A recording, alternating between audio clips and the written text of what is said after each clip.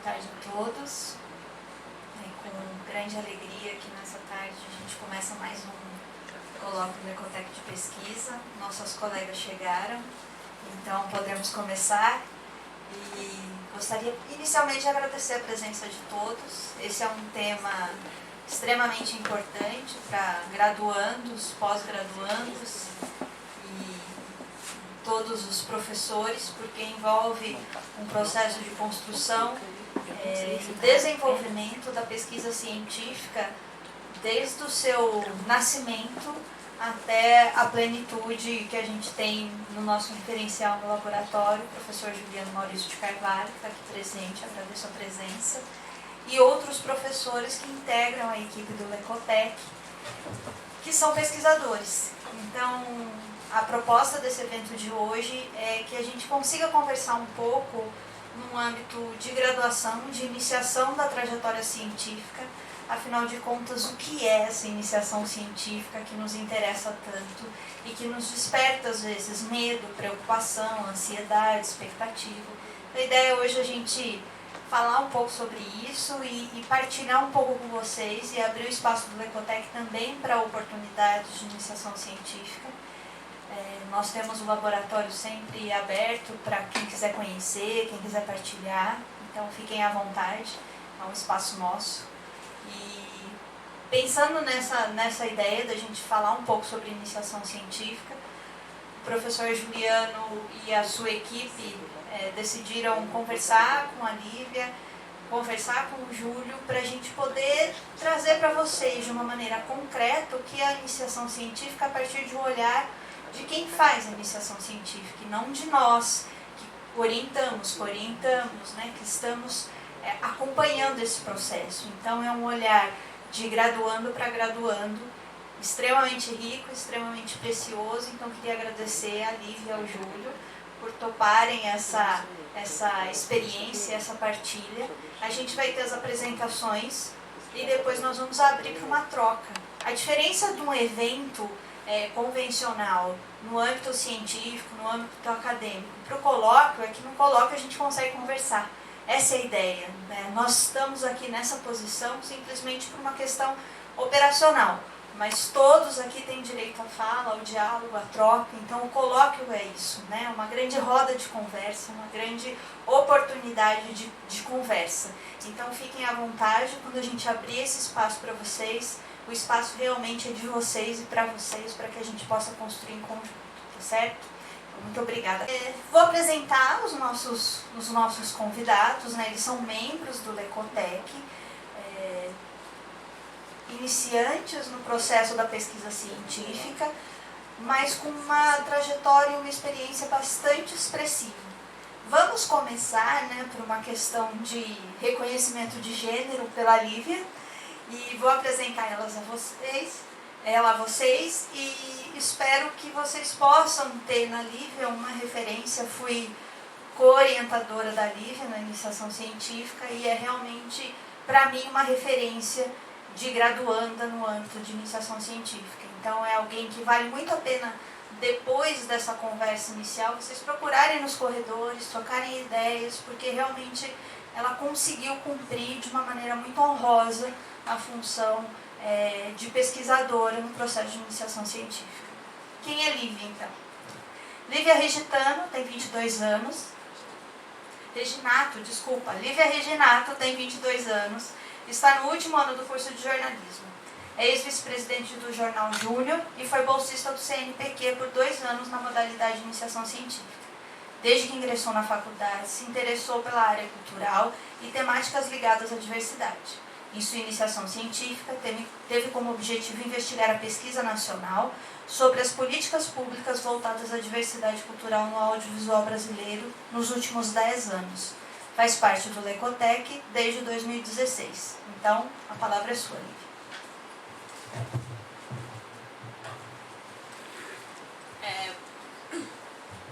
Boa tarde a todos, obrigada, Lívia, pelas palavras, obrigada, Lecotec, pela oportunidade, por me acompanhar até aqui, professor Juliano, que está nos prestigiando hoje.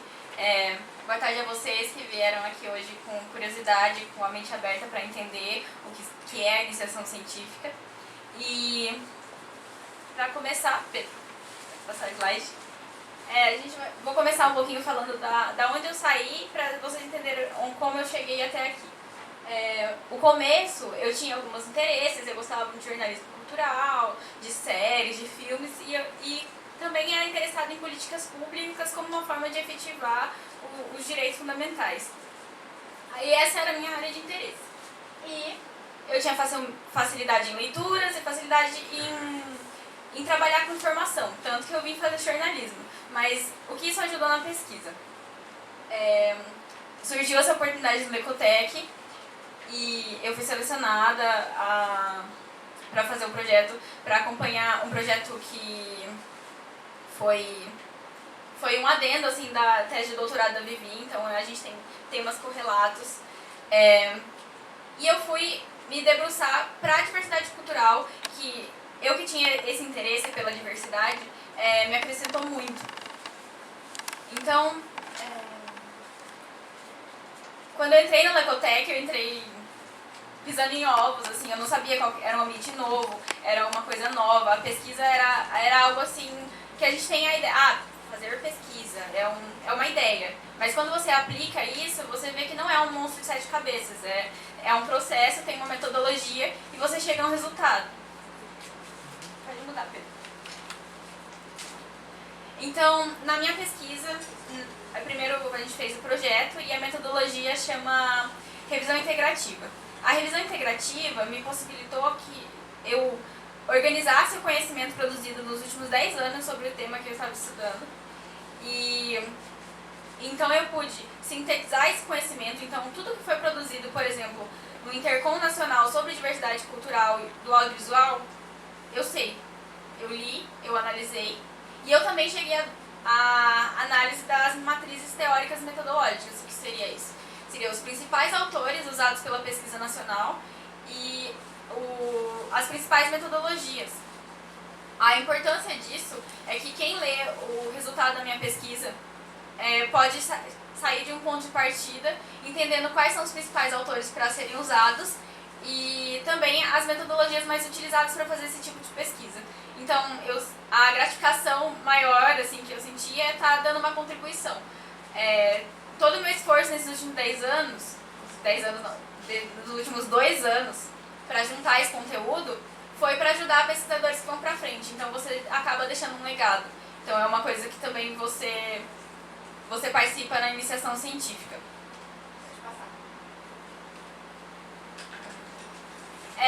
Aqui eu trouxe alguns gráficos para mostrar para vocês quais foram os resultados das minhas pesquisas. Quando você termina o processo de iniciação científica, você tem que fazer o relatório, tanto o parcial do meio do processo, tanto o final com os resultados que você trouxe. Eu trouxe para ilustrar alguns gráficos do meu relatório final, dessa minha última processo de iniciação, que eu fiz 2 anos, o primeiro projeto, eu levantei todo esse material dos últimos 10 anos, aí eu analisei uma parte dele. No segundo projeto, eu continuei analisando esse material, mas com um outro viés. Então, eu cheguei a resultados do mesmo material, mas de forma diferente. E acho que é uma coisa interessante pensar, iniciação científica é só escrever, principalmente a gente que é de humanas. Nem sempre. Eu gosto muito de trabalhar com informação visual e gráfica, eu trouxe também para mostrar para vocês que é possível ter outras formas de mostrar os resultados. Não se enganem, claro que tinha um textão por trás disso, explicando tudo e trazendo mais detalhadamente as coisas. Mas o gráfico mais para ilustrar os resultados. Esse aqui, por exemplo, mostra os principais periódicos que eu pesquisei, os periódicos que eu achei artigos sobre o tema na minha segunda iniciação. Então, eu separei quais as revistas publicavam mais. Vocês podem ver que é a revista Intercom, que foi a revista que eu achei mais assuntos sobre o tema. Então, quando um pesquisador for olhar meu resultado de pesquisa e falar, onde que eu acho artigo sobre esse tema? Ele vai saber, ou mandar um artigo, por exemplo, ele vai saber que na revista Intercom ele tem esse espaço maior e é uma revista que historicamente vem dando esse espaço. Então, são coisas assim que parecem simples, mas quando colocadas no papel, segundo uma metodologia, fazem uma diferença muito grande. E o Lecotec é um laboratório de pesquisadores, então a contribuição é mútua. Quando um de nós faz uma pesquisa, ele não está ajudando só a fazendo a pesquisa dele, ele está proporcionando um legado para o laboratório e para as outras pessoas que estão lá. Então, o meu banco de dados agora, por exemplo, desses últimos 10 anos, que foram 250 artigos que eu levantei, agora vai servir de base também para as pesquisas da Giovana, que vai estar continuando a minha temática de pesquisa, ela vai estar continuando na terceira renovação, e todo o material que eu já levantei, ela não vai precisar fazer de novo, porque está lá. Então o conhecimento fica, ele é passado para frente e ele é guardado. Pode passar? Passa mais. Aqui é uma outra demonstração, é o resultado das principais metodologias utilizadas para estudo do meu tema. A principal, vocês podem ver que é a análise documental e a revisão bibliográfica. Então, eu tive contato com descobrir quais eram essas metodologias e acabei, por exemplo, agora eu estou fazendo TCC. Então, eu sei como funciona cada metodologia, eu sei como elas são aplicadas, porque eu fiz iniciação científica e eu entendo como funciona hoje. Eu analisei artigo por artigo e para dar o resultado final. Pode passar. Aqui é um gráfico dos principais autores, que era outro objetivo da minha iniciação. E pode passar mais um. E eu também analisei os principais autores, mas o conteúdo que está sendo produzido, que foi usado pelos pesquisadores, era um conteúdo recente ou novo. Aí eu descobri que um dos autores, que era o Canclini, tinha publicações até 94, o Ortiz, desculpa. O Ortiz tinha publicações até 94 e o Canclini tinha publicações até 2005. Então eu vi que o conteúdo do Canclini era mais recente e o Ortiz, mesmo sendo mais antigo, ainda tinha relevância. Então isso é alguns exemplos que eu estou mostrando para vocês de conclusões científicas com base metodológicas que eu cheguei fazendo o processo de iniciação científica. Pode passar. Então, requisitos e oportunidades. Então, você vai aprender a trabalhar com prazos, cumprir metas. Então, você tem um cronograma de pesquisa e você tem que seguir aquela metodologia, seguir os passos para chegar em um resultado. Então, você tem que seguir isso. Principalmente nós que somos bolsistas, não que os não bolsistas não tenham, mas a gente tem uma obrigação legal de, caso não cumprir os 2 relatórios, devolver o dinheiro. Então, fica aí, né, o incentivo. Mas são 2 relatórios para quem tem pela Bolsa CAPES, que é o CNPq, são 2 relatórios. O primeiro é o relatório parcial, que você vai explicar o que está sendo feito até aqui. E o segundo é o relatório final, que é com todas as conclusões da sua pesquisa. Então, você tem essas principais obrigações. Depois disso,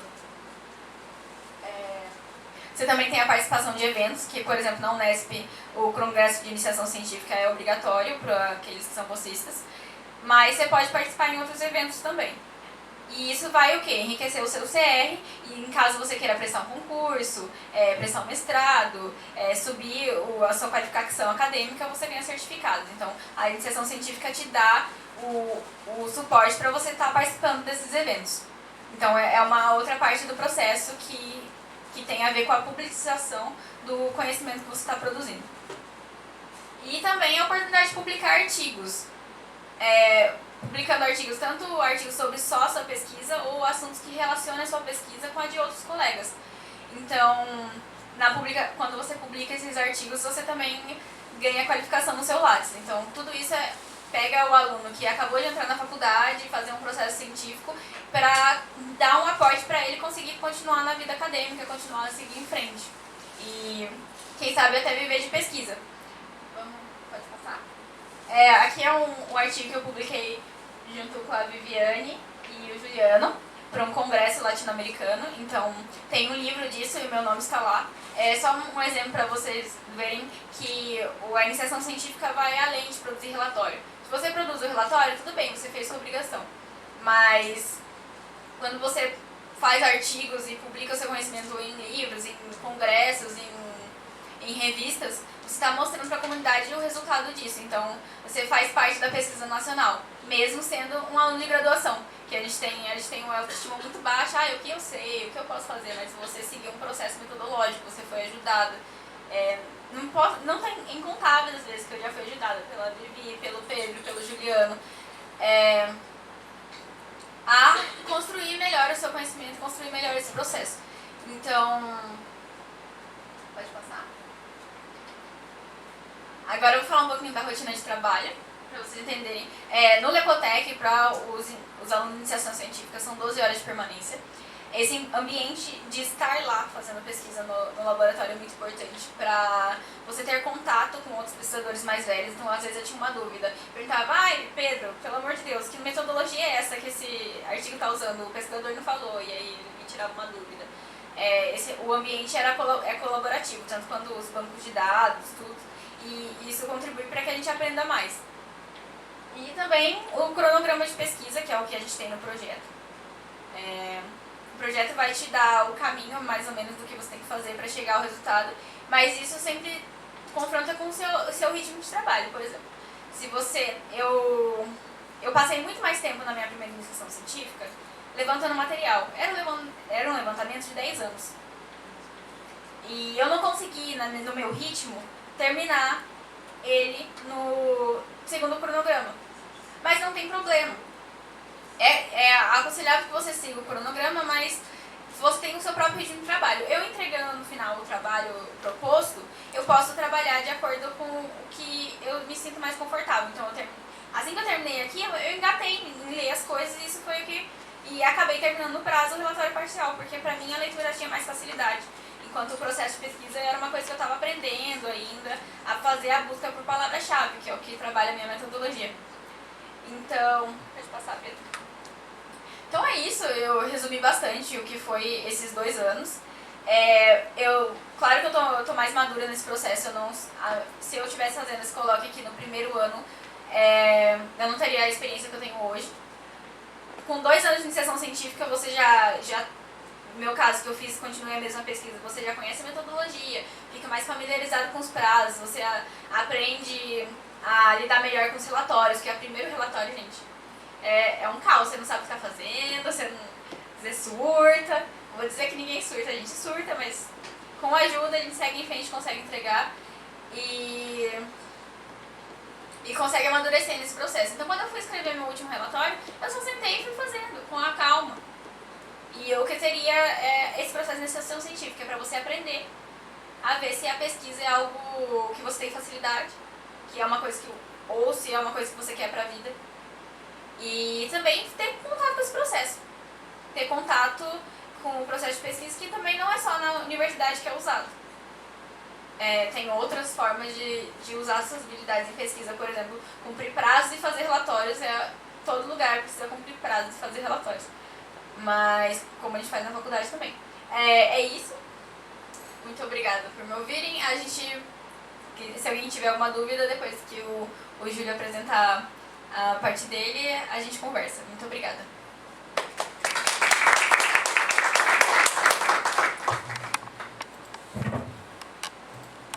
Muito bom, Lívia. Não sei se vocês têm esse conhecimento, mas todo orientando de iniciação científica tem seu orientador.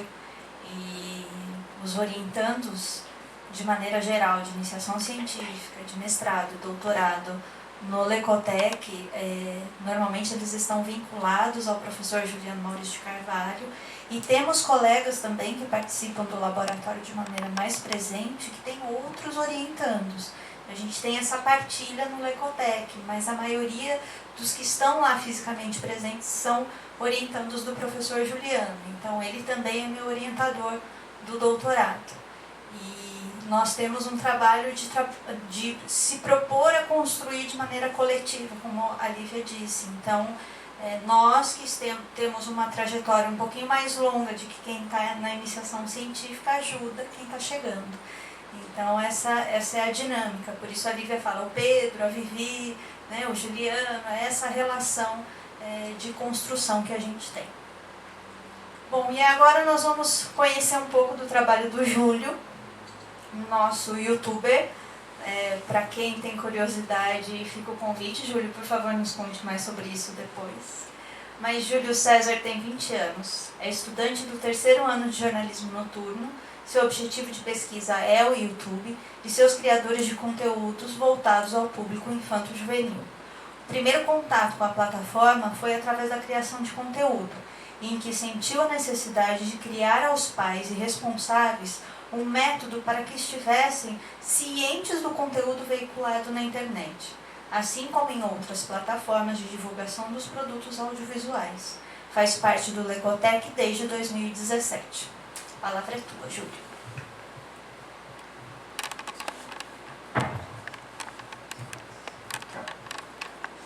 Boa tarde, gente. Gente, eu não atrapalho vocês aqui não, né? Tá tranquilo, visualizar. Boa tarde, eu sou o Júlio.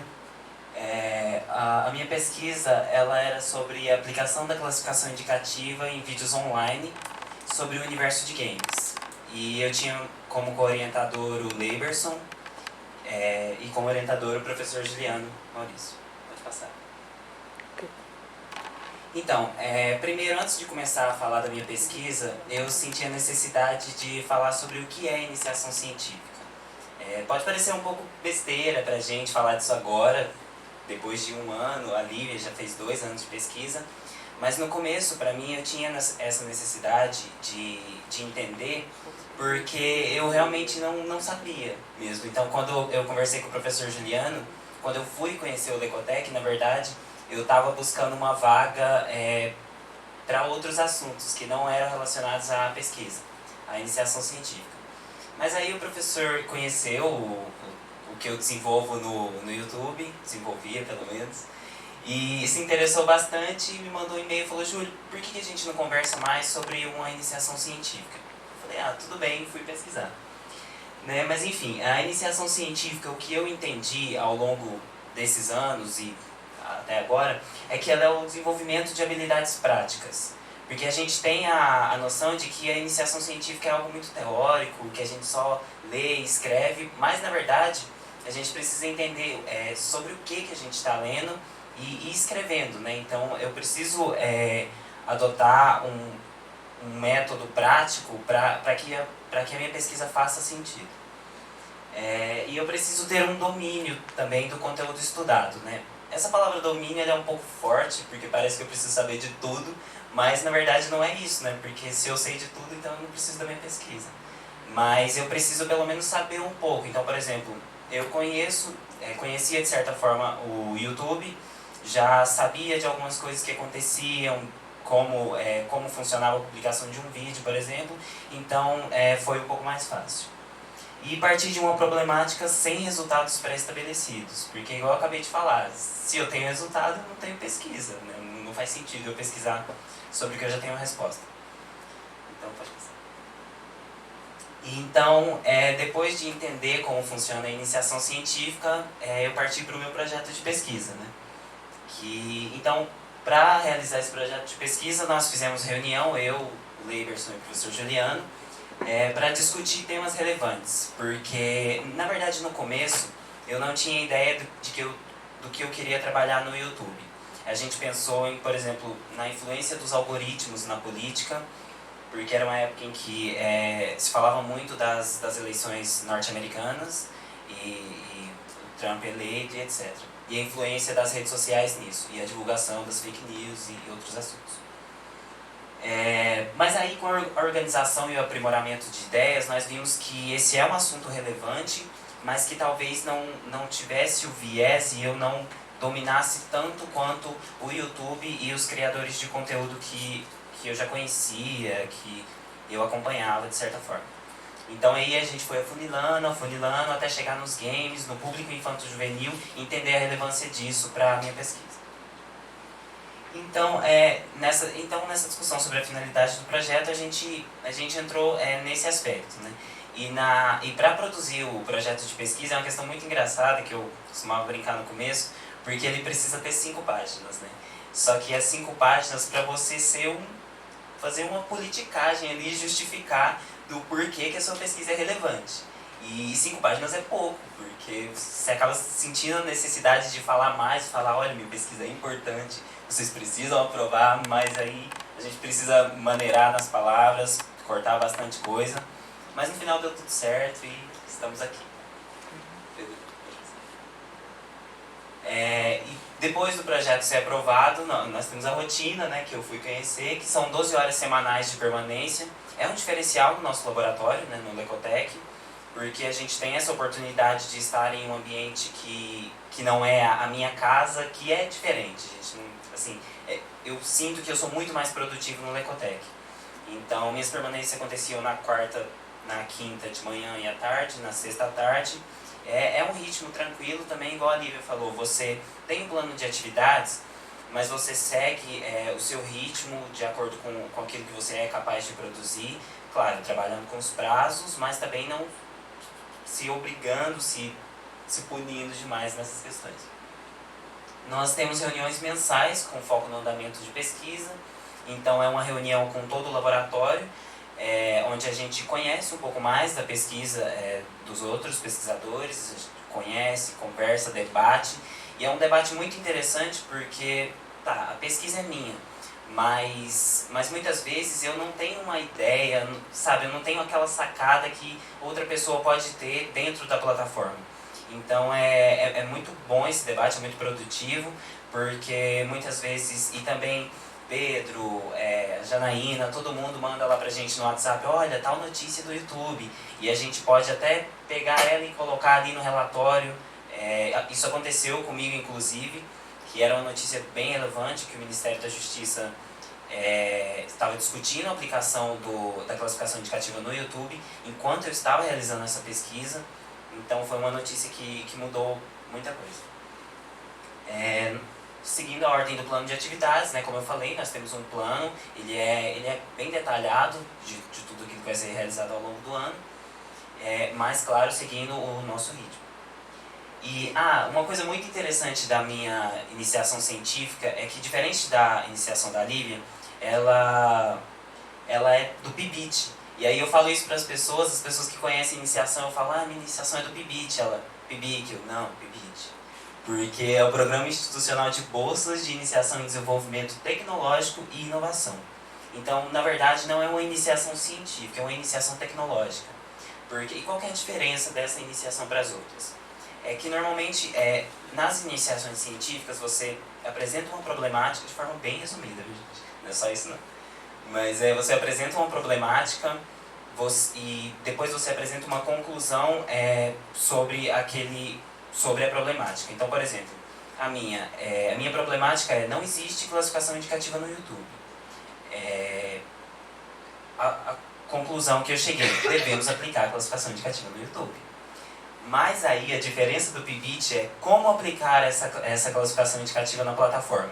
Então eu preciso apresentar meios de aplicação dessa classificação dentro da plataforma. Então por isso que o conhecimento do YouTube foi essencial, porque aí eu pude apontar onde ela deveria ser aplicada, como e entre outras questões. Então agora partindo mais específico para a minha pesquisa, a classificação indicativa ela faz parte da Secretaria Nacional de Justiça do Ministério da Justiça. Então o que eu falei para vocês antes, eu queria falar sobre política, né, sobre os algoritmos e influência das eleições. Eu gosto do YouTube, gosto muito de falar sobre política também. Isso deixa de ser política? Claro que não, é uma política pública. Então a gente precisa entender que na verdade a nossa sociedade ela é integralmente política, né? Então tudo que a gente vai falar envolve política. Então isso fez sentido para mim quando eu fui afunilando e pesquisando mais. A classificação indicativa ela é detalhada através do guia prático. O guia prático da classificação indicativa ele foi produzido pelo Ministério da Justiça e ele detalha muito bem as faixas etárias e os conteúdos estabelecidos para cada uma delas. Então, o guia prático ele é realmente muito prático, muito simples, de fácil leitura, fácil compreensão, para que qualquer pessoa possa utilizar e entender como funciona esse método. E uma coisa importante que eu coloco em todo relatório, em tudo que eu faço sobre esse projeto, é que classificação indicativa não é censura. porque é uma dúvida que muitas pessoas têm, que muitas pessoas justificam para não aplicar a classificação indicativa, de que ela vai proibir pessoas a consumir determinado conteúdo. Então você pega no YouTube hoje, por exemplo, você pode assistir qualquer vídeo, desde que ele respeite as diretrizes da plataforma. Mas algumas pessoas pensam que com a classificação indicativa, alguns vídeos serão restritos, mas não, ela só vai indicar a faixa etária destinada para aquele conteúdo. A diferença é que com a aplicação da classificação indicativa, os pais e responsáveis vão estar cientes do conteúdo que é consumido pelas crianças e os adolescentes. Então aqui na justificativa da pesquisa, a gente trata, por exemplo, no começo eu falei para vocês que eu vou falar sobre os vídeos com conteúdo de games no YouTube. Mas por que só os games? Por que não do YouTube inteiro? Por que não falar do Felipe Neto, por exemplo? Mas aí é que tá, igual eu falei antes, a gente precisa funilar a pesquisa, primeiro porque eu não teria tempo de fazer tudo isso, porque o YouTube é uma plataforma enorme, que tem muito produtor de conteúdo e qualquer pessoa pode produzir o conteúdo. Mas os gamers, eles foram escolhidos como público-alvo dessa pesquisa porque a maioria deles tem um conteúdo voltado para o público infanto-juvenil. Então, grande parte de quem assiste eles são crianças e adolescentes. E diferente do que muitos pensam, os gamers, eles não são tão irrelevantes. Na verdade, eles não são nada irrelevantes na plataforma. Tanto que o maior criador de conteúdo hoje do YouTube começou com os games, que é o PewDiePie, para quem não sabe, ele tem mais de 50 milhões de inscritos. Ele é realmente bem relevante nesse cenário. E já foi alvo de polêmicas também em alguns vídeos. O YouTube ele foi escolhido como plataforma, eu acho que o motivo é quase óbvio, né? Porque a gente dificilmente conhece uma plataforma de vídeos hoje com a força que o YouTube tem. A gente tem algumas em crescimento, Twitch TV, por exemplo, que é só de transmissão ao vivo, mas não chega perto. O conteúdo que eu utilizei para essa análise, ele é exclusivamente nacional, até pela uma questão da pesquisa mesmo, de quem está financiando a pesquisa e de quem consome, né? Porque o YouTube divide muito bem as suas categorias, então eu usei o YouTube Brasil com conteúdo nacional. E também, uma das principais justificativas depois é que a plataforma demonstra interesse nesse estudo, porque depois eu vou mostrar para vocês aqui nos próximos slides que durante a minha pesquisa eu comecei ela em agosto. Em dezembro, mais ou menos, saiu uma notícia de que o YouTube estava contratando pessoas para treinar algoritmos para, de certa forma, controlar o conteúdo que era veiculado na plataforma. Não era uma classificação indicativa em si, mas eram indícios de que ela poderia ser aplicada. Pode passar. Essa notícia aqui que eu falei para vocês, que saiu no dia 5 de dezembro do ano passado, que o YouTube ia ter 10 mil funcionários da Google para moderar os vídeos. Então, ao longo do processo surgiram alguns questionamentos, como esses aqui que eu decidi destacar, de por que os gamers não passam pela classificação indicativa. Essa é uma questão que eu bati muito na tecla, porque os gamers, eles são realmente dignos dessa classificação, porque os conteúdos que eles circulam já são classificados. Então, por exemplo, todos os jogos e aplicativos que vocês conhecem hoje, eles são classificados. Por exemplo, Pokémon GO, que foi um dos que eu analisei, tem classificação indicativa de 10 anos. GTA V, que era dos jogos também, classificação indicativa de 18 anos. Então, por que o conteúdo que eles veiculam sobre esses jogos e esses aplicativos não são classificados? E quais os benefícios para a plataforma e o criador? Porque a gente precisa entender que o YouTube, lendo os documentos, ele não tem obrigação nenhuma de aplicar a classificação indicativa. Então, se ele não quiser, essa pesquisa é totalmente irrelevante. Mas, na verdade, ela poderia ser irrelevante, porque o YouTube, ele, ao longo dos anos, ele perdeu muitos anunciantes por conta do conteúdo que era circulado na plataforma. Então, a ideia é que se os anunciantes têm a noção do que é veiculado na plataforma, eles podem escolher exatamente o criador de conteúdo ou o vídeo que eles podem direcionar os seus anúncios. Até porque não faz sentido, por exemplo, um conteúdo de um Max Steel tá num vídeo classificado para maior de 18 anos. E pode acontecer de vídeos para maiores de 18 anos serem de jogos. E hoje as pessoas têm a noção de que jogos são apenas para crianças, e isso é uma noção um pouco equivocada, que as pessoas podem passar a entender a partir da aplicação da classificação indicativa. E para o criador também isso apresenta um benefício, porque ele pode até, de certa forma, esse eu acho que é o exemplo mais prático, ele pode diminuir com relação às polêmicas que ele enfrenta com o conteúdo que é veiculado. Porque, por exemplo, se ele avisa previamente que determinado conteúdo é classificado para maior de 16 anos, os pais ou responsáveis, eles ficam um pouco sem argumento quando vão falar, mas meu filho assiste esse conteúdo. Porque ele tem a noção do conteúdo que é veiculado. Se a criança ou adolescente está assistindo, os pais devem ter no mínimo noção do que está acontecendo ali na tela do computador ou do celular. E também para que os criadores e os próprios responsáveis entendam que a internet não é uma terra sem lei. Da mesma forma que funciona na televisão e nos cinemas, a internet também deve não ser controlada, mas moderada de certa forma, assim como já acontece na nossa sociedade. A classificação indicativa ela é aplicada obrigatoriamente desde 2008, então com a internet não deve ser diferente. E a terceira pergunta foi como convencer a plataforma de que esta medida é digna de aplicação. Porque, como eu falei para vocês, o YouTube não tem a obrigação de aplicar. Então, eu meio que já respondi na segunda, né? Porque ele perde anunciantes e isso, claro, vai afetar a economia da plataforma, do YouTube, da Google. Então, é bem interessante tratar disso para justificar. Porque, inclusive, uma das leituras que eu fiz, o autor ele era completamente pessimista com relação à classificação indicativa nesse tipo de plataforma, porque não interessa aos criadores, não interessa aos donos dessas plataformas, enfim. Hoje, os métodos utilizados pelo YouTube que mais se aproximam da classificação indicativa é a restrição de vídeos impróprios para menores de 18 anos, que eles consideram impróprios através de algoritmos, e a exclusão de vídeos que desrespeitam suas diretrizes. Então, vídeos com nudez, vídeo com apologia à violência e diversas outras questões são excluídos. Claro, os algoritmos eles não estão sempre certos, então já houve casos em que ele excluiu vídeos de forma indevida, mas aí o criador de conteúdo tem um suporte para revogar. Mas também já houve casos em que o vídeo não foi excluído e apresentava conteúdo impróprio. Alguns casos em que as pessoas perderam anunciantes, como o próprio PewDiePie, que eu usei como exemplo.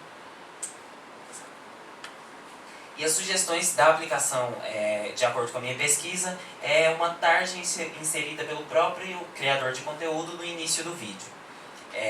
Eu não sei se vocês conhecem o YouTube certinho, dessa forma, mas recentemente eles adotaram um método de tela final nos seus vídeos, que o criador de conteúdo ele tem a possibilidade de colocar uma indicação de vídeo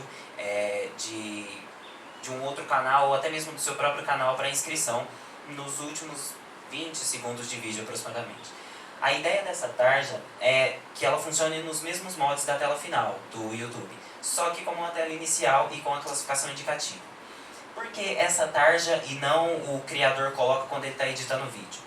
Porque, como eu já falo ali no último tópico, será feita uma análise prévia pelo criador de conteúdo, que ela pode passar por uma revisão pela plataforma. Então, se essa revisão ela não bater com a análise do criador de conteúdo, ela precisa ser alterada. Então, para que o criador não sofra com ter que excluir o vídeo para subir ele de novo na plataforma, que seja inserida apenas a tela inicial, que aí é mais fácil de alterar ali na plataforma mesmo. E toda essa classificação aqui, ela seria de acordo com o guia prático mesmo, que funciona muito bem nos cinemas, nos jogos e na televisão. Outra sugestão é a aplicação na descrição do vídeo. Mas essa sugestão que eu dei, ela funciona não tão bem quanto a primeira, porque quando o vídeo ele é produzido no YouTube, mas é transmitido em outras plataformas, como o Facebook, por exemplo, muitas vezes a pessoa não tem acesso à descrição do vídeo, a não ser que ela entre no YouTube. Então isso dificulta um pouco para que a pessoa tenha acesso à classificação.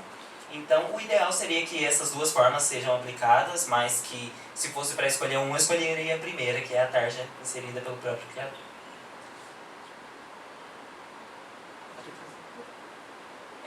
Então, o desenvolvimento das atividades, primeiro nós começamos com a análise bibliográfica, que foi a leitura de todo um referencial sobre o YouTube. E aqui sobre o YouTube, sobre a classificação indicativa e sobre os métodos. E aqui eu costumo até brincar que muitas vezes as pessoas perguntam: Júlio, mas o que você leu para falar do YouTube? Leu um filósofo, um sociólogo? Não, porque não tem, né? Mas assim, foi uma leitura bem tranquila de artigos, para entender a classificação indicativa também, porque além de entender o YouTube, eu precisava entender o que eu estava aplicando nele. E depois da seleção da amostra para classificação, essa seleção ela funciona da seguinte forma. Durante 4 semanas, eu escolhi em dias e horários alternados, eu acessei aquela aba do Em Alta no YouTube. E lá nessa aba tem os 50 vídeos mais assistidos do dia. Então eu selecionava apenas os vídeos que tinham um conteúdo voltado para os games. Como eu selecionava? Através do título, do canal, caso eu conhecesse, da imagem, a thumbnail que tem no vídeo, descrição e outros aspectos. Eu selecionei esses vídeos durante 4 semanas e montei uma planilha.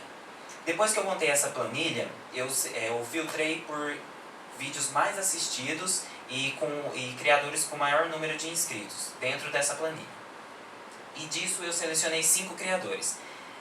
Não sei se vocês vão conhecer, mas só para efeito de curiosidade, era o Amenic, o Authentic Games, Jelly Clash, Games Edu e o Coisa de Nerd.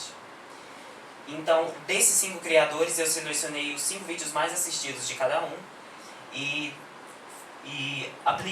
fiz uma aplicação demonstrativa da classificação indicativa de acordo com o guia prático. Então eu assistia todo o vídeo, trabalho árduo, e depois analisava de acordo com cada característica que tinha no guia prático. E tive também a produção de um mapa conceitual para bem um mapa mental mesmo para resumir toda a minha pesquisa e como resumir as soluções, os objetivos, tudo que eu encontrei. E a produção também dos relatórios de pesquisa, que foi a parte mais teórica da minha pesquisa. São 2 relatórios, né? Um na metade da pesquisa e outro no final. O da metade, obviamente, ele é um pouco menor, até porque eu estava começando a aplicação demonstrativa da classificação, então não tinha muito conteúdo para ser abordado. E depois tive o desenvolvimento do método de aplicação prática, né, que foi como aplicar essa classificação no YouTube.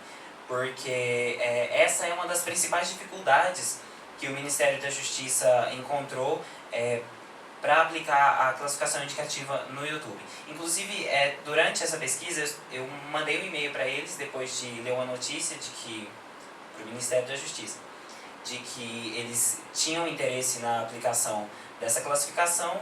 Eles responderam dizendo que tinham sim interesse, mas que ainda estavam com dificuldades de aplicar ela na plataforma e gostaria de ver alguns dos meus documentos produzidos para talvez poder aplicar num futuro próximo. Esse aqui é um dos exemplos da aplicação da classificação indicativa, como funciona. Esse daqui é um dos vídeos que eu analisei, então tem o nome do vídeo, o link de acesso. E o primeiro aspecto é a classificação do jogo, porque como eu falei para vocês, todos os jogos são classificados, né, que são veiculados aqui no Brasil, todos os jogos aplicativos.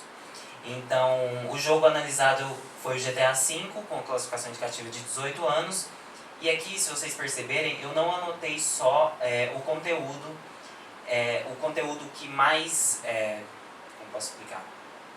Que era mais polêmico da plataforma. Eu anotei todos de forma detalhada, então ali, por exemplo, tem conteúdo de 10 anos, que é a linguagem depreciativa, até um conteúdo que incentiva a violência, adotando como algo prazeroso, indicado para os 18 anos. A classificação indicativa, de acordo com o guia prático, é dividida em 3 pilares, que é sexo e conteúdos relacionados a sexo e nudez, violência e drogas. E aí a gente tem os atenuantes e os agravantes, que é aquilo que vai, de certa forma, que pode alterar a classificação indicativa, para baixo ou para cima. Então, e ali no final eu já dava a classificação indicativa, que é 18 anos, e os conteúdos que são presentes na obra, que é a violência, atos criminosos e a linguagem própria. Pedro, você pode abrir o vídeo? Eu vou mostrar para vocês uns 10 segundinhos desse vídeo, que eu analisei. Tá, só mais perto do volume. Já está aberto aqui. Ah, já tá aberto.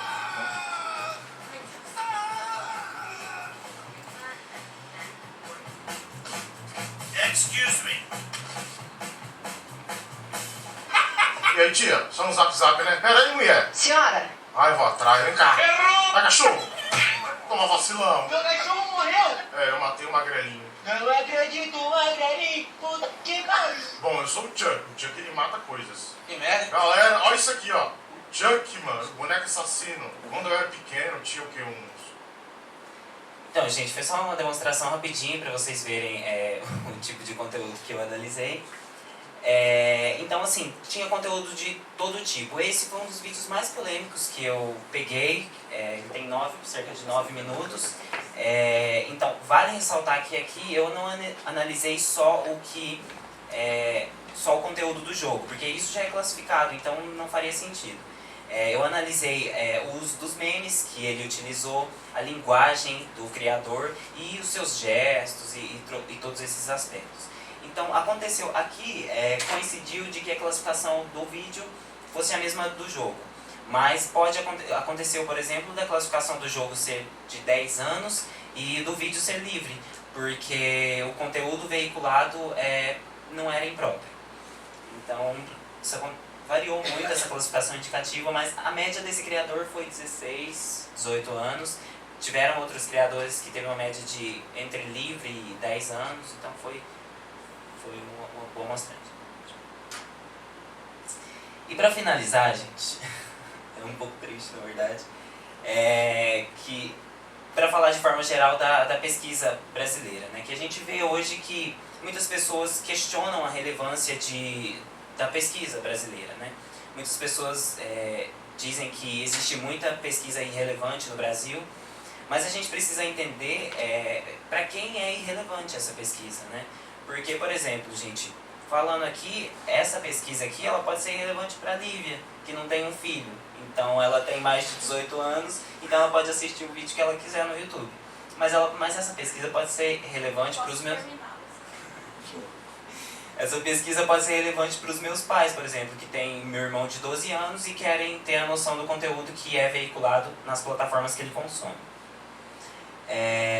E, claro, tem essa relação do corte de gastos, né, na pesquisa. Inclusive, no ano que eu entrei na minha pesquisa, no ano de 2017, o gráfico ele despencou, o gráfico de bolsas que eram distribuídas para os alunos. Então, é uma questão muito triste, mas que a gente precisa reforçar na importância da pesquisa para o nosso país. E ainda mais com o nosso governo atual, com os próximos governos que pouco incentivam a pesquisa brasileira, mas que ela traz resultados que muitas vezes nem a gente tem a dimensão disso, né? Porque, por exemplo, desenvolvendo a minha pesquisa, e eu costumo brincar que em alguns casos a gente tem que ser um pouco egocêntrico mesmo para entender a importância da nossa pesquisa. Imagina se essa classificação indicativa fosse acatada pelo Ministério da Justiça, pela plataforma do YouTube. A relevância que isso teria para a universidade, para os estudantes, para o público de forma geral. Então, isso seria um retorno para a sociedade, que é o nosso papel enquanto estudante universitário de uma faculdade pública, e seria bom para ambas as partes. Tem também a falta de incentivo, né? Claro, que eu falei para vocês, com o corte das bolsas, a gente simplesmente não sabe o dia de amanhã, né? O ano que vem, o que vai acontecer. E a falta de informação. E aqui, nessa falta de informação, eu acho que eu destaco principalmente nas escolas, assim, porque a gente costuma ter noção do que é uma pesquisa e da sua importância na faculdade mesmo. E às vezes a gente entra com um pensamento tão diferente, tão distante da pesquisa, que foi o que eu entrei, que às vezes a gente se priva de ter um conhecimento tão incrível que foi esse, como foi pra mim. E é isso, gente. Muito obrigado.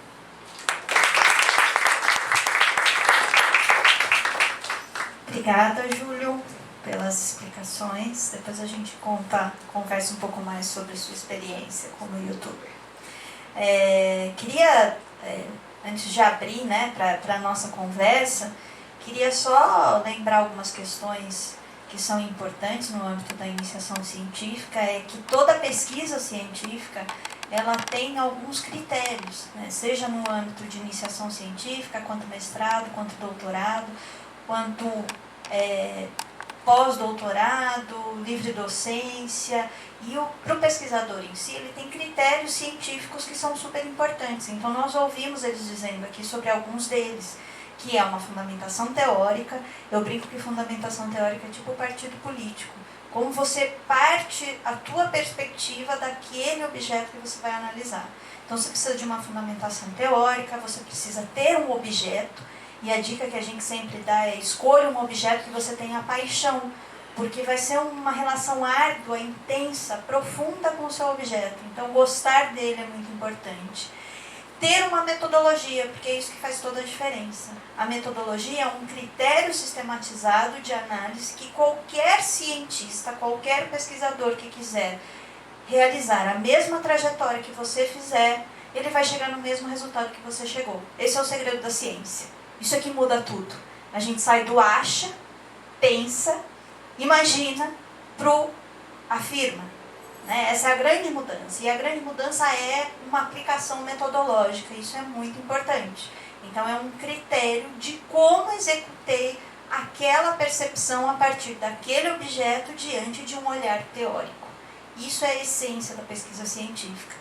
A partir disso, a gente constrói um bom problema de pesquisa, que é uma pergunta que eu vou buscar responder, e tem uma hipótese, que seja um resultado que imagino que vai chegar. Essa hipótese pode ser corroborada, confirmada ou refutada. E não tem problema nenhum a gente chegar no final e falar: não era o que eu tinha imaginado. Isso também é ciência e também tem o mesmo valor. Então, eu costumo dizer que para ser pesquisador e para entrar no mundo da ciência, você precisa gostar do teu objeto muito e ser muito curioso. Gostar de ler não tem jeito, porque se lê muito. Então a leitura é uma referência muito importante para qualquer pesquisador. Então a leitura torna-se um hábito fundamental no processo de construção da ciência. E aí vocês comentaram uma coisa interessante, que é: mas afinal de contas, né, eu sou uma pessoa, a Lívia comentou, né, a gente acha que a gente não é ninguém. Não, na iniciação científica também somos pesquisadores. Também temos o nosso valor, num âmbito menor de potencial e de resultados, porque a gente está aprendendo a fazer pesquisa e isso vai se desenvolvendo ao longo do processo de formação. Outra coisa interessante que vocês disseram, que eu queria só pontuar, é que assim, e quando eu tenho um objeto que não tem material teórico, o que eu faço? Que bom, aprendi com o professor Juliano, a gente virar referência daquilo.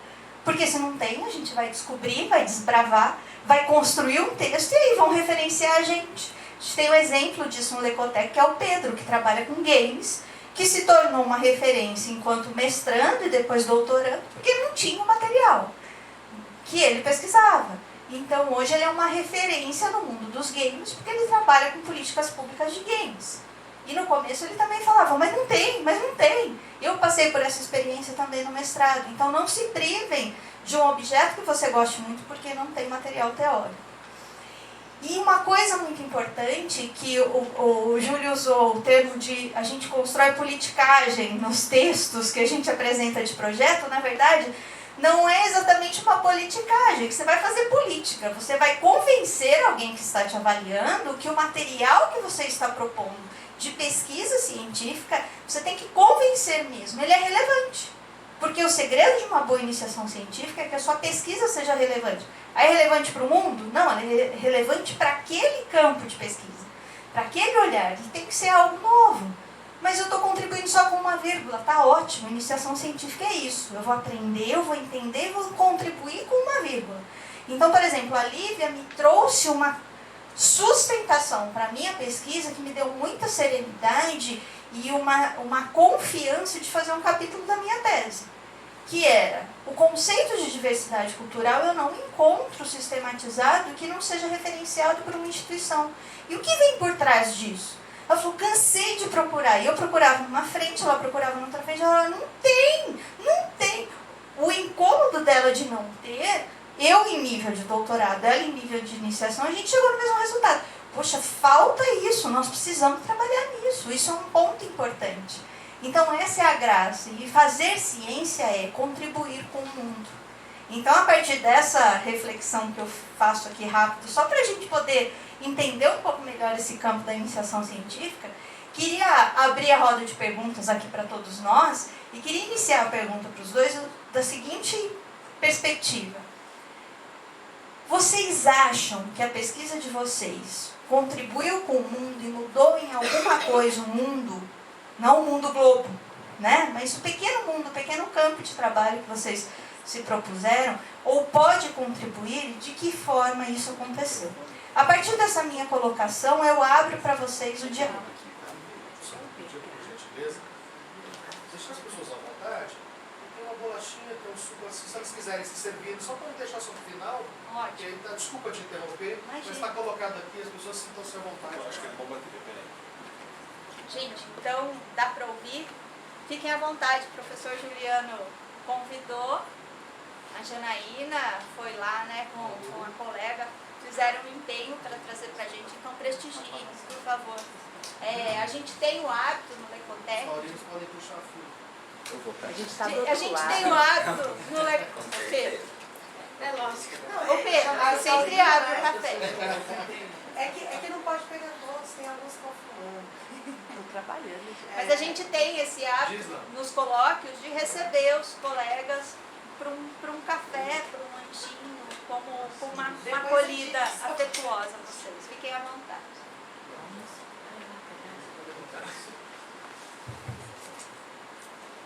Vamos ouvir a resposta da Lívia e do...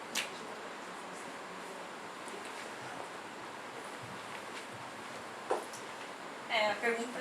Ué? Tá. A pergunta da Vivi é confrontadora, assim. Qual a mudança no mundo que a minha pesquisa proporcionou? Eu pesquisei o que foi pesquisado, para ajudar quem vai pesquisar no futuro. Então já tenho a resposta nisso. Tudo que eu fiz foi pensando em quem vai partir, vai começar agora nesse objeto de pesquisa, está interessado no assunto. Então, se a pessoa quiser saber, o que foi produzido sobre diversidade cultural no audiovisual brasileiro, é só ler meu artigo. Eu vou contar para ele tudo o que foi produzido nos últimos 10 anos sobre esse assunto. E essa foi minha grande contribuição, ajudar a pesquisa brasileira a continuar trabalhando em cima da diversidade cultural no audiovisual. E quando eu falo isso, eu falo ter coisas mais diversas nas telas dos cinemas, que é a grande coisa que a gente chegou, que é o problema da Vi. Por que os filmes diferentes não estão no cinema? Essas pessoas que estão comprometidas a trazer a diversidade para a política pública, para fazer as pessoas terem acesso aos conteúdos diferentes, produzidos por pessoas diferentes, sair do padrão Globo de qualidade, ou aquela comédia com as mesmas pessoas. Por que os filmes diferentes não estão chegando nas pessoas? Então, se alguém quiser pesquisar sobre isso, e como tanto o Brasil, tanto agora, na primeira etapa da minha pesquisa, eu pesquisei sobre o Brasil. Na segunda, eu continuei nos pesquisadores brasileiros, mas quando eu parti para pesquisadores mais maduros, digamos assim, nas revistas de A1 e A2, para vocês entenderem, as revistas que os pesquisadores publicam, elas têm uma classificação. E quanto melhor a revista, normalmente pesquisadores mais antigos publicam nela, então doutores, pós-doutores. E eu li muitos estudos que falavam não só do Brasil, mas da América Latina, da Argentina, do Chile, do Uruguai, do Paraguai, e também da Europa. da Europa, tanto quanto a União Europeia, quanto Portugal, por exemplo. Então, agora eu posso dizer para vocês como funciona a política pública e o conceito de diversidade, não só no Brasil, não só na América Latina, mas na Europa também. E eu comecei a entender por que certas políticas não funcionam e por que elas não funcionam muito antes da sua eficácia, da sua implantação. Eu cheguei a uma grande conclusão na minha pesquisa, adiantando, a Julia não ouviu ainda, mas a própria elaboração da lei é falha. Então, como é que você vai ser efetivo se você já no processo de lei já é minado pelo capital? Então, a diversidade cultural luta nisso. Para vocês entenderem mais ou menos, eu falei um pouco menos da minha pesquisa e mais do processo, mas essa foi a grande contribuição, assim. Não só eu, pessoalmente, que eu tinha essa curiosidade, como a Vivi, entender pela voz de outros pesquisadores. Se alguém quiser estudar, eu falo, ó, lê esses autores aqui, que foi sistematizar as matrizes teóricas, esse nome bonito, para colocar na capa do projeto, mas na verdade isso é separar os principais autores e ajudar quem quer estudar sobre isso e também quem sabe, se for implantar uma política pública, quais autores poderiam embasar ela. Então, no caso do Júlio, que ele fez uma solução técnica para um problema, eu trouxe um caminho para uma solução teórica. Então, é isso. Passo a palavra para o Júlio.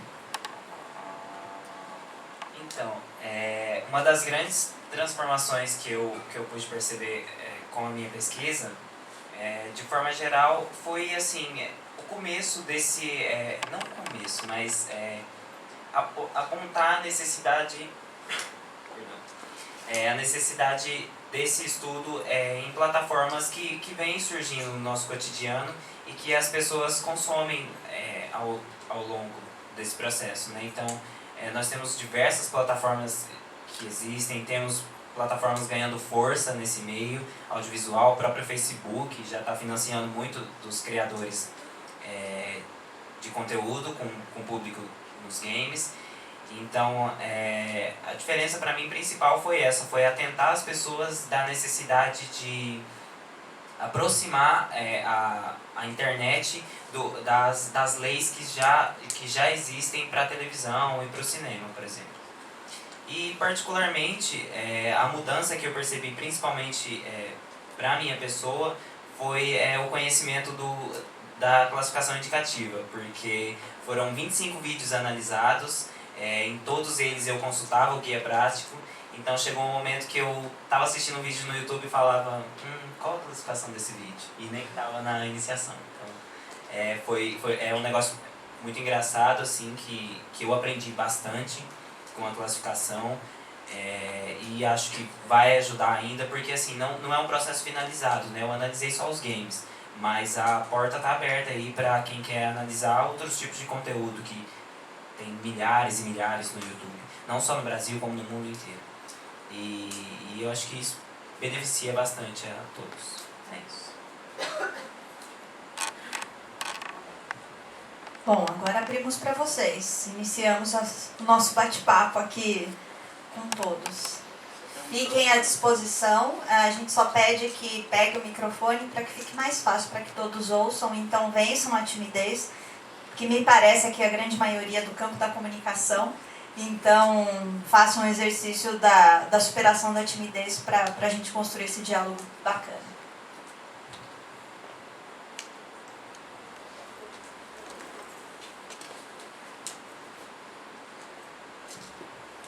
Boa noite. Queria perguntar para a senhora e para os dois que já estão na luta. A gente entende que como universidade pública é muito mais difícil você ter... Só de entrar na universidade pública já é difícil.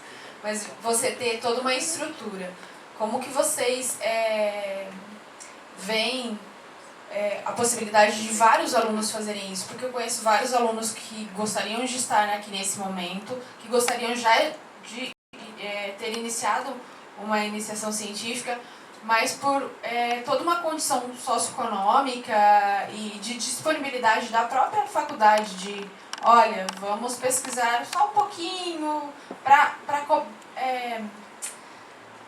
aquela picadinha da curiosidade. Não existe isso. Então, assim, é meio que muito distante da maioria dos alunos, né?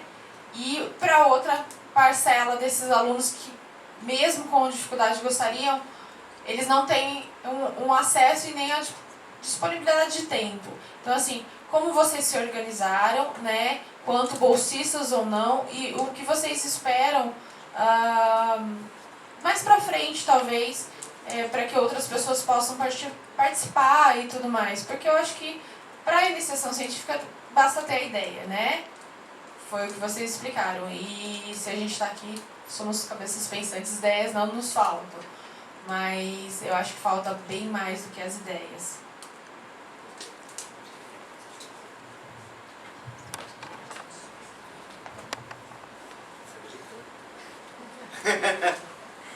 Bom, obviamente que precisamos mais do que ideias para fazer iniciação científica. Precisamos, além disso, um orientador que tope a nossa ideia.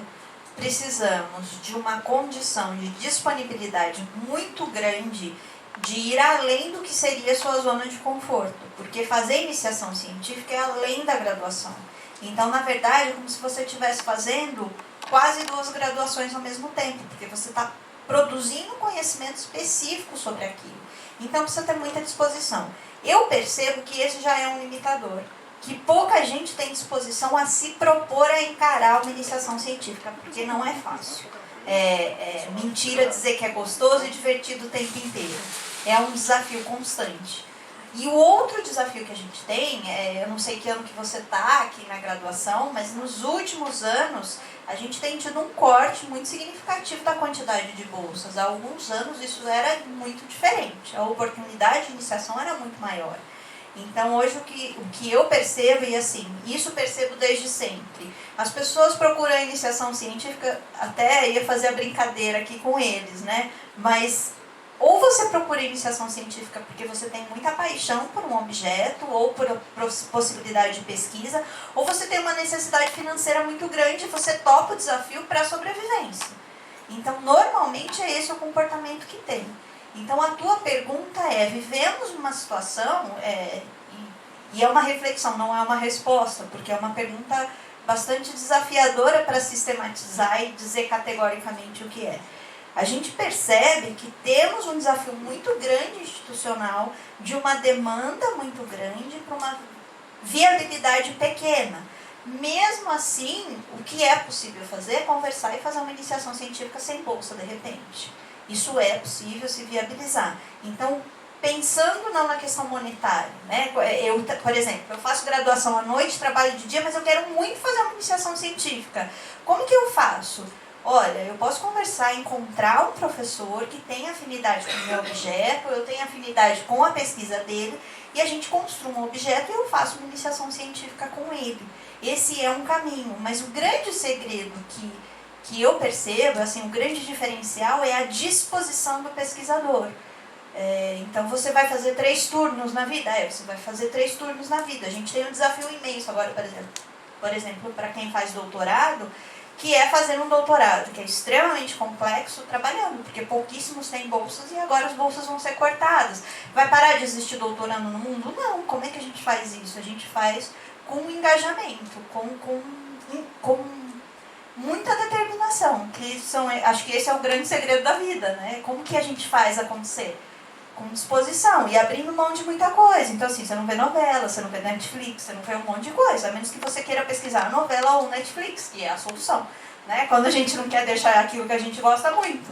Então, a gente encontra caminhos. Então, isso a gente tem que ter consciência, abrir mão de muita coisa por algo que você tem como propósito ideal ou entende como relevante. Talvez o professor Juliano queira até complementar isso com a sua experiência para contribuir mais para o diálogo. Vocês querem tentar? Porque eles pularam, eles só tipo passa, então vamos voltar. Então, respondendo a outra parte da pergunta da Fernanda, de como a gente... como não deixar, de forma resumida, né? Como não deixar do jeito que tá, porque tá caótico.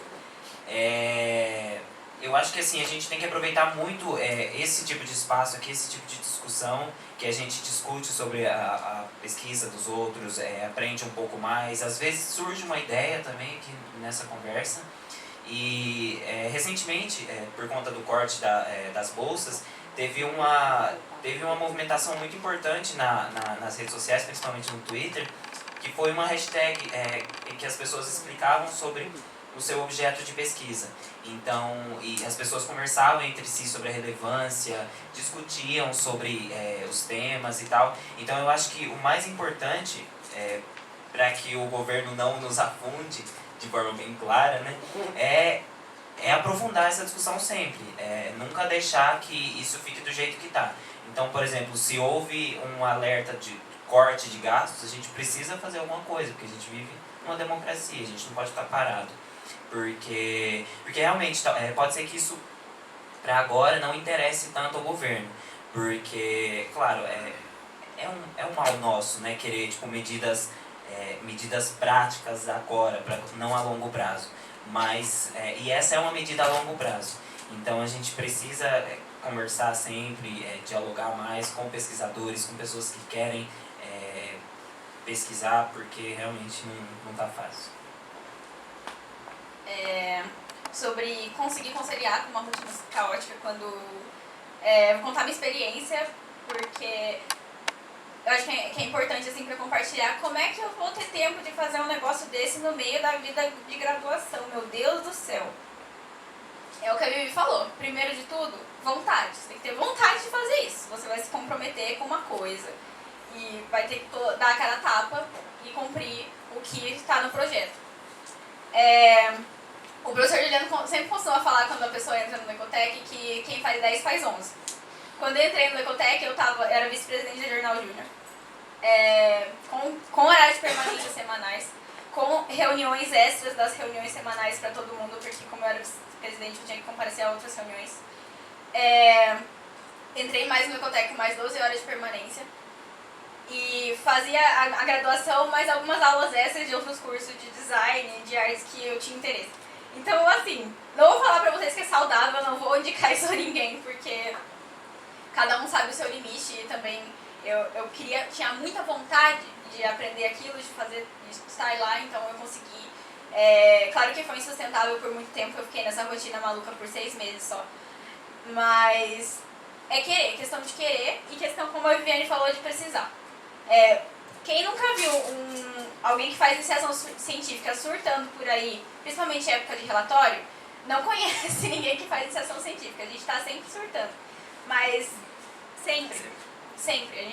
Mas o importante é escolher bons professores para estar ao seu lado, escolher pessoas que te apoiem e ter essa rede de apoio para você conseguir seguir e realizar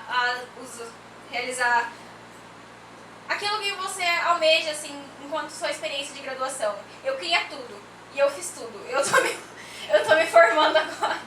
E eu até pensei, tava falando com a Vivi ontem, não, será que tranco o TCC? Não, farei o TCC. E pensar na sua experiência, o que é importante pra você, e principalmente se alguém que tem a necessidade de trabalhar e de estudar, eu tenho certeza que ela já passou por provações muito maiores para passar na universidade e também conseguiria, se ela tivesse aquela força inteira de lutar mais e estar lá onde as pessoas não chegam, onde os privilegiados chegam. Então é uma luta constante. E é uma luta constante nós, como os pesquisadores, respondendo sobre o cenário, mostrar a importância da pesquisa para o Brasil, para os nossos colegas, porque a pesquisa a realização da ciência é o que move a riqueza nacional e é uma coisa que está sendo deixada de lado. E isso tem interesses, claro, por trás disso, mas a tal da politicagem, mas como a Vivi disse, a política de justificar nosso objeto de estudo e dar a cara a tapa e mostrar, estamos fazendo, isso é importante, não tem que ser deixado de lado. Então, obrigada, é isso.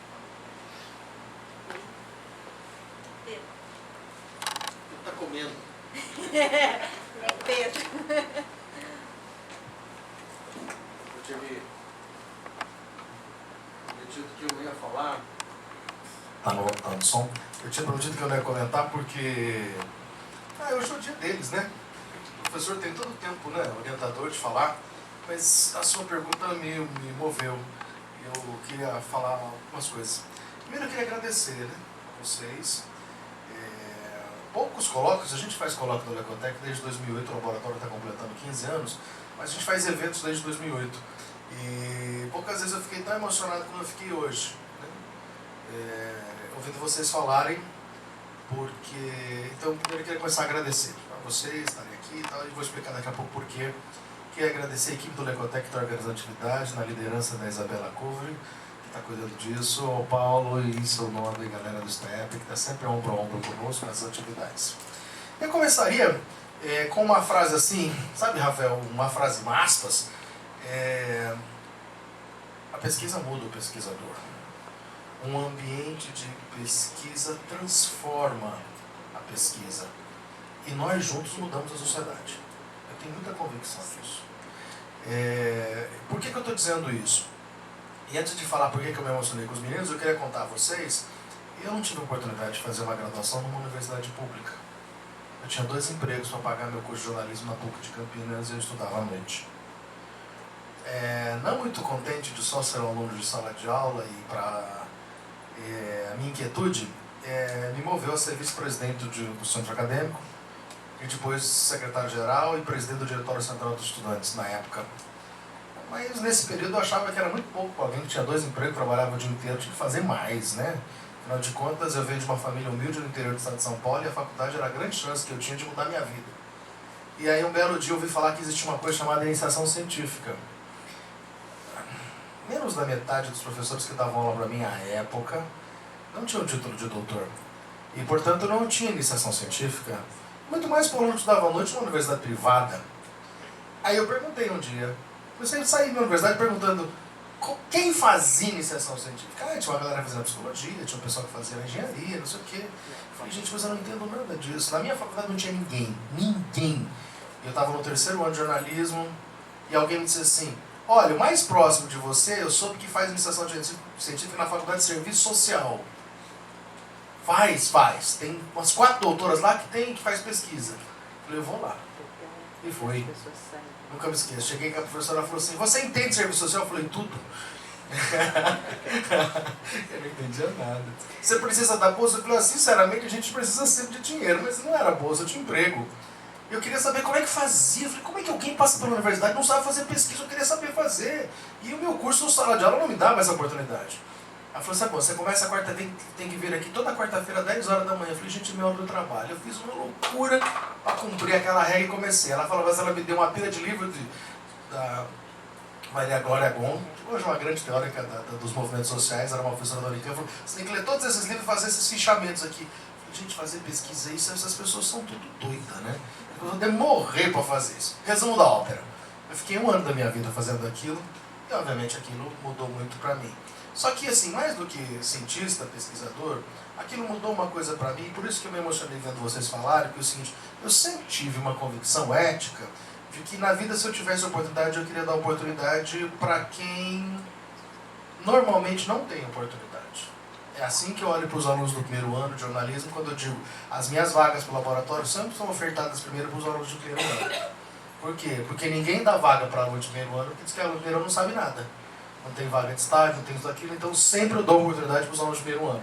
E assim eu sempre pensei, eu sou um dos recordistas da FAC de orientação de iniciação científica. Historicamente eu tenho 2, 3 bolsas todos os anos, e a gente está sempre fazendo, por quê?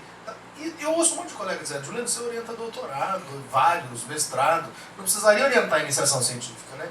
E ouvindo a Lívia e o Júlio falarem, e aqui eu vou concluindo, eu fiquei assim emocionado porque eu fiquei pensando, primeiro, a maturidade, como vocês falaram, da pesquisa. Né? E eu falei assim, gente, eu conheço a Lívia e o Júlio, né? Sabe, eu sou amigo deles, né? Era um pouco essa sensação. Maturidade no sentido duplo, né? Assim, se eu tivesse que pensar algumas aspas, assim, a fala da Lívia, quando ela chamava a atenção, assim, quais são as etapas da pesquisa, o nível da responsabilidade, como é que se estrutura, por que há complexidade no pensamento acadêmico e por que isso muda a lógica do cientista, eu falei, uau! Né?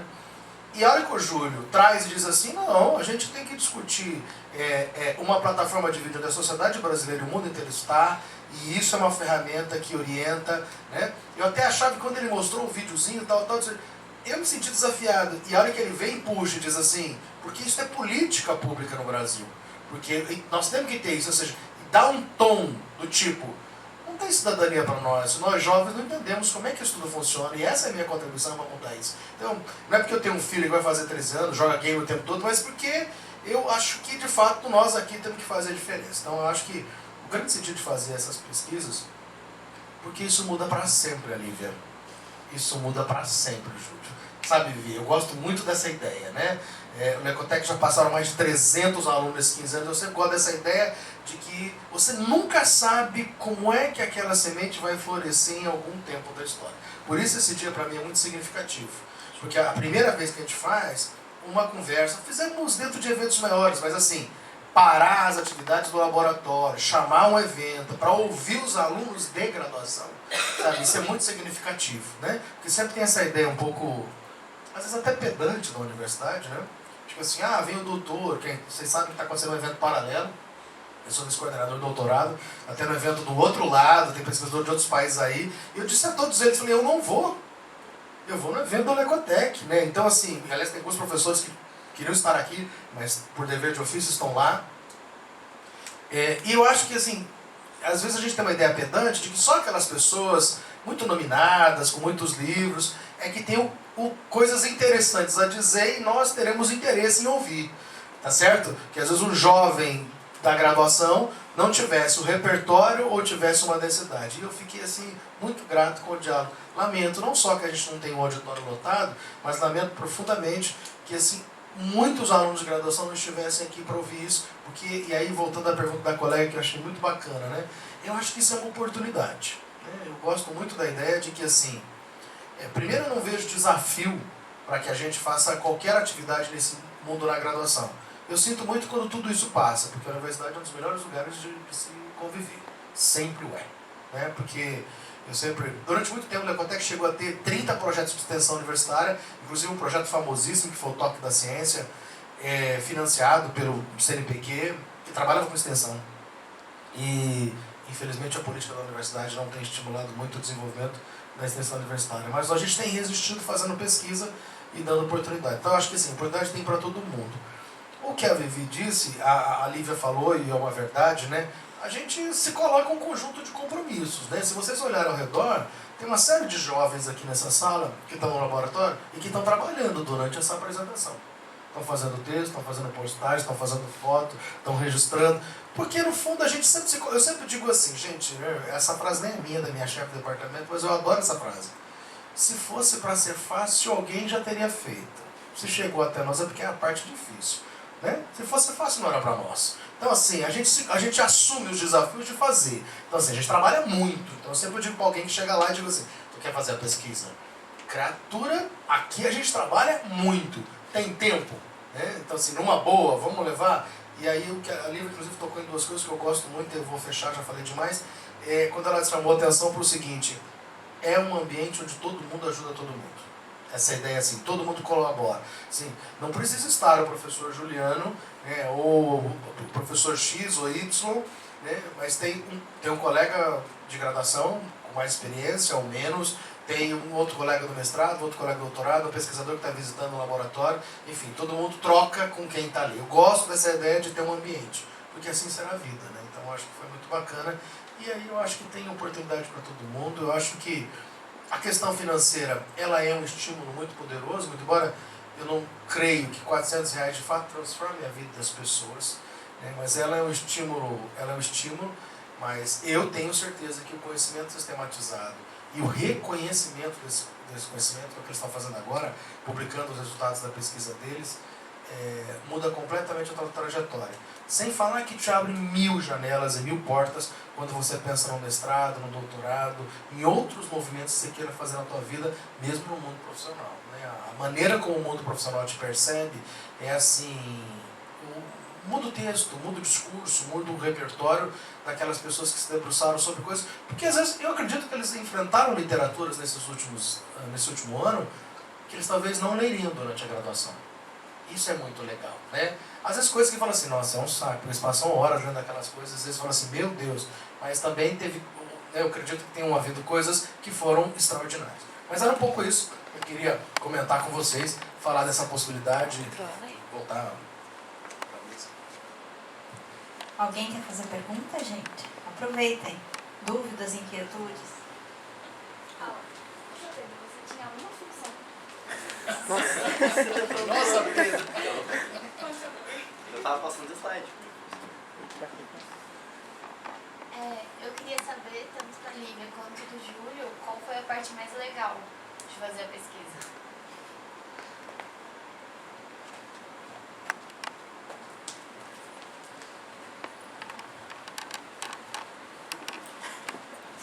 Castigo pedido do YouTube. A minha foi um castigo, não, brincadeira. Mas a parte mais legal, assim, vocês já devem suspeitar, foi a análise dos vídeos, né? Porque, igual eu falei pra vocês, foram 25 vídeos e eu tinha que analisar, assistir todos e classifiquei. E foi a mais legal e a mais engraçada, porque tinha muito vídeo que eu tinha certeza que eu nunca ia assistir na minha vida. Igual o vídeo de Minecraft voltado totalmente para crianças, com falas voltadas para crianças. Mas assim, foi bem interessante, foi bem legal. Eu só tenho certas idiosincrasias na minha personalidade que fazem eu gostar de saber muito sobre um assunto. Então eu fico obcecada por coisas. Então hoje eu quero... eu vou dar um exemplo para vocês. No ensino médio eu tinha que fazer um trabalho sobre as matrizes hídricas do Canadá e eu li uma tese de doutorado sobre isso. Se alguém tiver alguma dúvida. Eu sei ainda porque eu guardo essa informação. Então quando eu cheguei no objeto, ele tinha a dúvida que eu compartilhava com a Vivi, que veio, e é diferente do Júlio, que ele criou um projeto com os interesses dele e achou um objeto. Eu tive um projeto pronto que me foi apresentado e eu comprei a ideia dele. Mas é satisfatório do mesmo modo, no entanto que você tem interesse naquela área. Então a minha grande satisfação, além de estar publicando artigos agora, vai sair, acabou de ser aprovado um dos artigos de resultado da minha pesquisa. Sim! O histórico. E além de ter esses artigos publicados, é entender. Então, as dúvidas que eu tinha no começo, quando eu comecei a participar do processo de pesquisa, hoje em dia eu respondi elas na pesquisa mesmo. Então, eu pude saber desse assunto e entender como é que funciona, porque às vezes a gente não entende por que uma coisa funciona, e é o que me levou a ser jornalista também. A curiosidade de saber o porquê das coisas, de ir atrás das pessoas. Um exemplo agora, eu estou fazendo uma matéria das pessoas que não tomam vacina. Então, agora eu sei por quê. Vai sair no blog de jornalismo especializado da professora Ângela. Confiram. Mas a grande satisfação para mim, que gosto de ler e de saber sobre as coisas, foi entender esse assunto aprofundado e ver que esses 2 anos tem gente que fala, não, você estudou sobre qualquer coisa que vai jogar fora, não tem nada da sua profissão sobre isso. Não, porque eu domino esse campo e eu aprendi outras coisas no processo, sobre política pública, sobre diversidade cultural, sobre cultura, e nada, nenhum conhecimento nunca é inútil, eu acredito nisso. Então, é isso. Queria complementar aí numa outra perspectiva, do mais legal, eu orientei o Juliano Souza, professor, que faz doutorado. Eu orientei o Pedro Zambon. E eu orientei a Lívia, fora outros, 2 colegas. E é muito interessante quando você olha, o mais legal pra gente, acho que o professor Juliano concorda comigo, é ver o amadurecimento e a transformação da pessoa. Porque você expande, enquanto pesquisador, a tua percepção do mundo a partir do objeto que você está olhando. E não é só isso, é uma questão de maturidade, de dizer, olha o que eu construí, e te abre uma segurança e um potencial para o mercado de trabalho, para saber que você é capaz de encarar um mercado de trabalho ou uma área científica. É muito bonito para a gente que participa desse processo da iniciação da formação. Eu falo porque o Juliano é julianinho, e o Pedro, eles são filhotes, né? São que nem filhinhos, que coisa mais linda ver um doutorado, professores construindo. Então, assim, e eu lembro mais bonitinho, assim, dos dois, o Pedro é muito intenso e pouco disciplinado, e ele conseguiu construir isso. Hoje ele é uma outra pessoa. O Juliano absurdamente inseguro, e hoje ele é seguro. É lindo de ver, os alunos adoram ele. Então, quer dizer, e o Pedro também é muito querido. Então é bonito você ver a pessoa se descobrir enquanto ser humano. E isso, não sei, para mim, participando desses processos, é a parte mais legal, mais positiva, é o crescimento. Então, tenho certeza, Gê, que daqui a 1 ano você vai estar uma outra pessoa. E isso é muito bonito também. Se prepare, faça um antes e depois que vai valer a pena. Basicamente, faça iniciação científica para saber o que você quer da vida. Não, é brincadeira, mas foi verdade. Tô brincando, mas é sério. Pergunta, gente, aproveitem. Já vou buscar o microfone. Tá levando bronca. Ela já atravessou. Alguém? Eu vou entregar o microfone na mão de alguém e a pessoa vai fazer pergunta.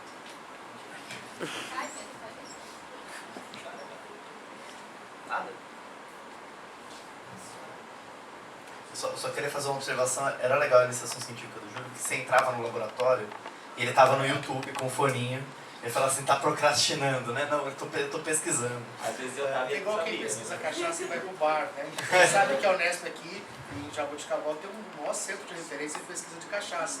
O coordenador é um colega e ele me fala, Juliana, eu faço a pesquisa, mas eu tenho que ir pro bar. Né? As pessoas têm que vir no meu laboratório degustar e eu apresentar cachaça. Ou quem pesquisa futebol e comportamento de torcida e tem que ir a todos os jogos. Tem umas coisas interessantes assim. Vamos passar para encerrar.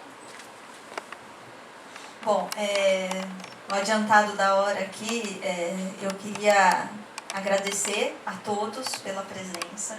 Queria dizer que o Lecotec está de portas abertas para quem quiser conviver um pouco.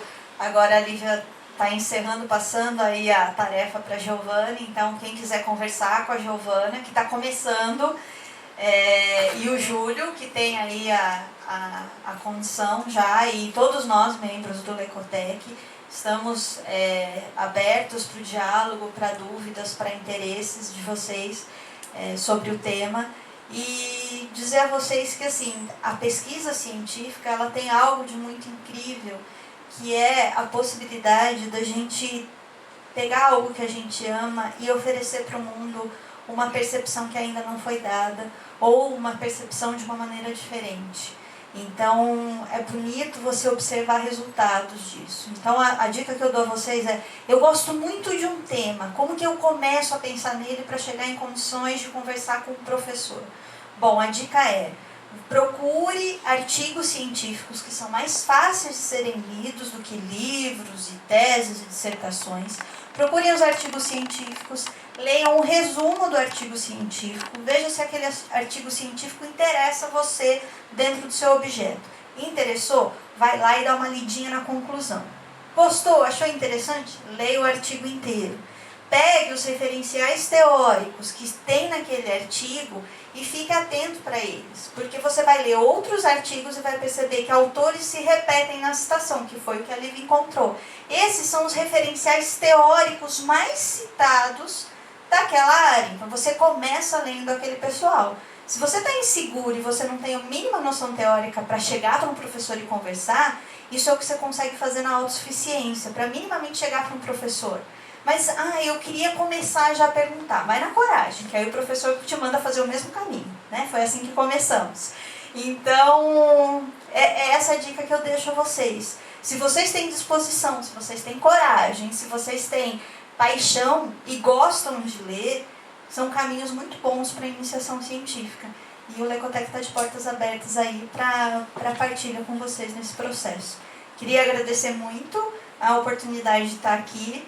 É a primeira vez que eu estou desse lado, né? Desde o primeiro colóquio a gente trabalha com essa ideia, é a primeira vez que eu estou aqui nessa experiência. Fiquei muito feliz, muito emocionada também de ouvi-los e espero que vocês estejam nos próximos colóquios, porque a ideia é exatamente essa partilha, para que a gente possa entender que o campo acadêmico e o campo científico não é só chato. Tem a parte chata? Tem, sempre tem, tudo tem. Mas tem muita coisa bacana, tem muita coisa legal. E dá para pesquisar aquilo que eu acho uma loucura. E é muito doido, porque não tem nada a ver com a área acadêmica. Não, tem, tudo é ciência. E como o Júlio disse, a nossa área mais aplicada no Lecotec é política pública.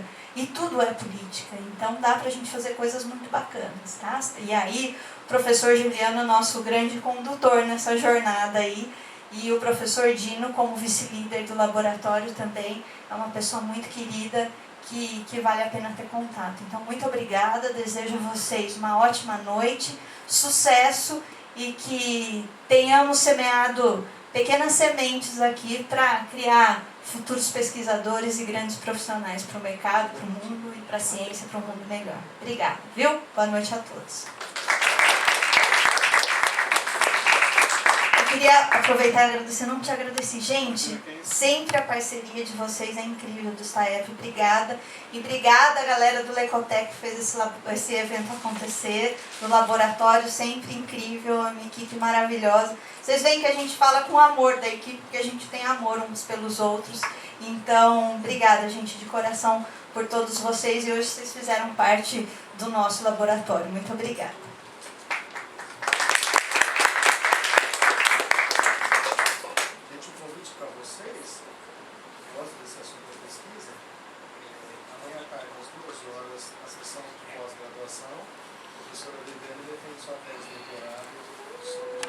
No audiovisual, né? Então todas e todos convidados, né?